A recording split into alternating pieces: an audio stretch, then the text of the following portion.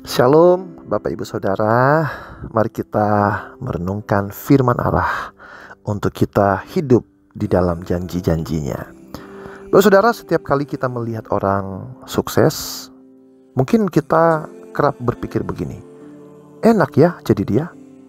Nah, coba mulai sekarang kita ubah pola pikir itu. Daripada kita menjadi iri, lebih baik kita bertanya, kira-kira kerja keras dan kesulitan seperti apa ya yang dia lalui sampai bisa berada di posisi itu. Nah, mengapa Bapak Saudara? Karena yang sering menginspirasi kita bukanlah hasilnya, melainkan prosesnya. Kisah seseorang yang berjuang dari nol hingga berhasil itu jauh lebih berharga. Bayangkan kalau sebuah film hanya menampilkan kesuksesan, kemenangan, tanpa proses perjuangan, pasti membosankan, bukan?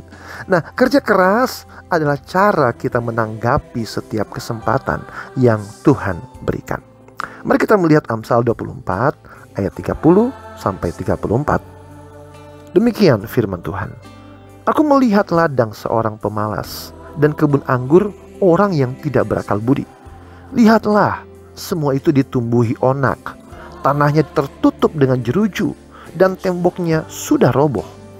Aku memandangnya, aku memperhatikannya, aku melihatnya dan menarik suatu pelajaran.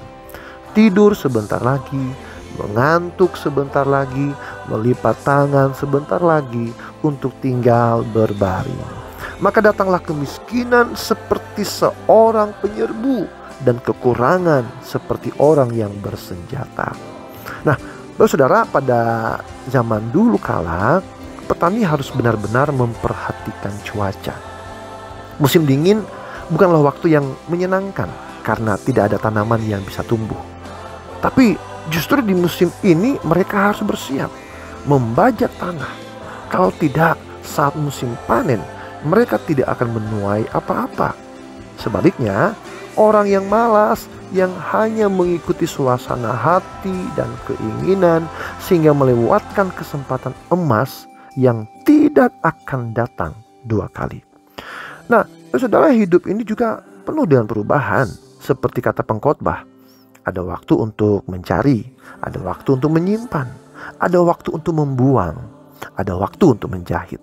Perubahan itu pasti terjadi dan seringkali sangat menentukan hidup kita. Misalnya saja Bapak Saudara, kalau kita melihat pandemi kemarin, banyak pengusaha besar yang sudah mapan, sangat kaya, justru bangkrut. Rumah yang tadinya ramai dengan orang-orang yang berkumpul, akhirnya setelah bertahun-tahun lamanya akan menjadi sepi karena anak-anak sudah menikah, usia sudah tua, dan banyak kesibukan lainnya. Apalagi jika tinggal di luar kota atau luar negeri. Dan hidup yang produktif saat muda pun bisa menjadi terbatas seiring bertambahnya usia. Apalagi bagi para lansia. Dengan segala kelemahan tubuh, tentu hal-hal yang menjadi tantangan, penyakit, dan kondisi lainnya pasti akan menjadi suatu hal yang mengkhawatirkan. Nah, saudara, fakta bahwa hidup ini akan terus berubah memang tidak terlalu menyenangkan. Namun, orang yang malas memilih untuk tidak menerima kenyataan ini. Alih-alih berjuang dan bekerja keras, mereka hanya mengeluh, hidup sekarang susah, lebih enak dulu. Mereka sibuk membanding-bandingkan dan menyalahkan orang lain tanpa mau menyiapkan diri untuk menghadapi masa depan. Saudara, kita harus sadar bahwa kedamaian dan istirahat yang sempurna hanya akan ada di mana? Di sorga bersama Yesus Kristus. Sampai saat itu tiba, yang ada adalah kerja keras. Masa ini mungkin terasa sulit, baik dalam pekerjaan maupun pelayanan. Terkadang yang terlihat hanya kerja keras tanpa hasil. Tapi ingatlah, musim ini pun akan berlalu. Jika kita membajak sekarang, kita akan menuai hasilnya nanti. Inilah waktu dan kesempatan kita untuk membajak. Mari kita manfaatkan kesempatan ini, waktu yang terbaik ini dengan bijaksana. Tuhan Yesus memberkati. Shalom.